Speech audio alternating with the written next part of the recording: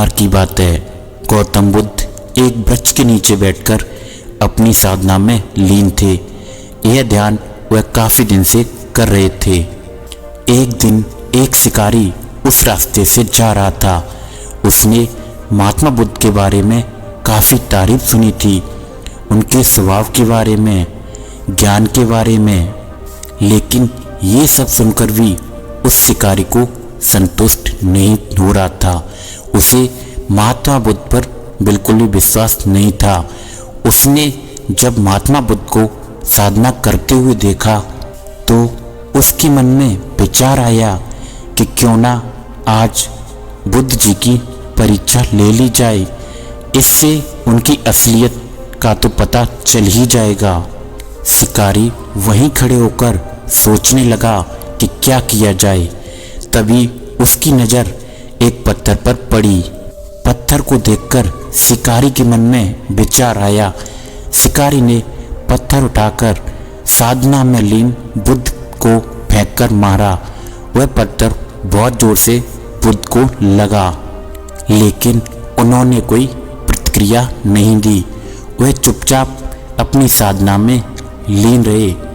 बुद्ध जी का मानना था कि शरीर को तकलीफ होती है, लेकिन आत्मा को तकलीफ नहीं होती है। उसी तरह शिकारी द्वारा फेंके गए पत्थर से उनके शरीर को तकलीफ हुई है, न कि आत्मा को। और वह बिना कोई प्रतिक्रिया करे अपनी साधना में लीन रहे। शिकारी कुछ समय तक बुद्ध की तरफ देखता रहा और सोचता रहा कि अब महात्मा बुद्ध कुछ प्रतिक्रिया करेंगे, किंतु महात्मा बुद्ध अपनी साधना में लीन थे। उन्होंने कोई प्रतिक्रिया नहीं की। कुछ देर बाद शिकारी ने पुनः पत्थर उठाकर भगवान बुद्ध जी को मारा। अब की बार महात्मा बुद्ध के आंखों के ऊपर लगा और उस जगह से खून बहने लगा। महात्मा बुद्ध को महसूस हो गया था कि उनके शरीर से रक्त बह रहा है, लेकिन तब भी वह अपने ध्यान में लीन रहे। ये सब देखकर शिकारी को और ज्यादा क्रोध आ गया। उसे समझ नहीं आ रहा था कि इतनी चोट के बाद भी वह कोई प्रतिक्रिया क्यों नहीं दे रहे हैं। तब उसने और क्रोध में आकर पुनः एक और पत्थर उन्हें फेंककर मार दिया। अब की बार बुद्ध के शरीर से रक्त बहने लगा। उन्हें पीड़ा हो रही थी कि उनकी आंखों से आंसू भी आ रहे थे, लेकिन तब भी उन्होंने साधना नहीं छोड़ी। यह देखकर शिकारी से अब रहा नहीं गया और वह उनके पास गया और बोला कि हे महात्मा, मुझे आपसे कुछ पूछना है। बुद्ध ने अब की बार आंखें खोल लीं। आंखों की चमक से ही वह व्यक्ति बिल्कुल हैरान था। बुद्ध ने कहा, पूछो क्या पूछना है।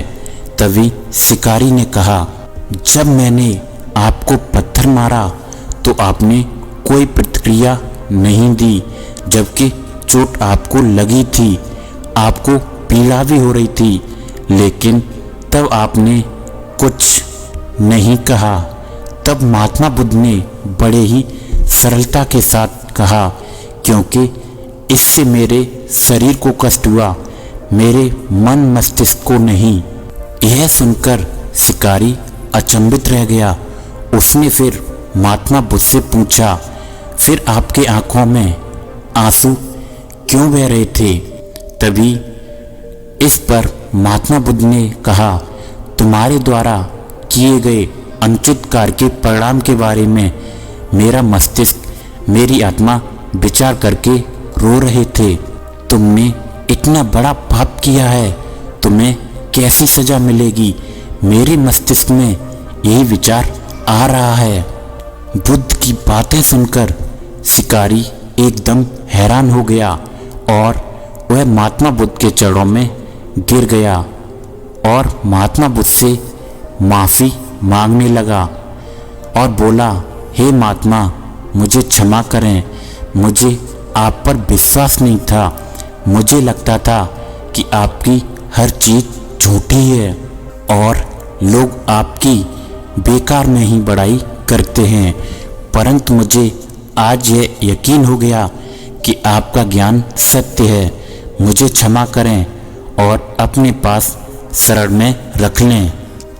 बुद्ध बहुत ही दयालु थे।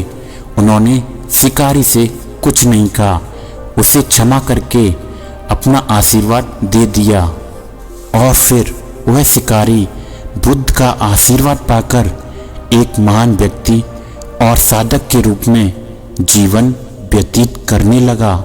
तो दोस्तों, इस कहानी से हमें यही सीख मिलती है कि हमें भी अपने शरीर और आत्मा दोनों को मजबूत करना होगा।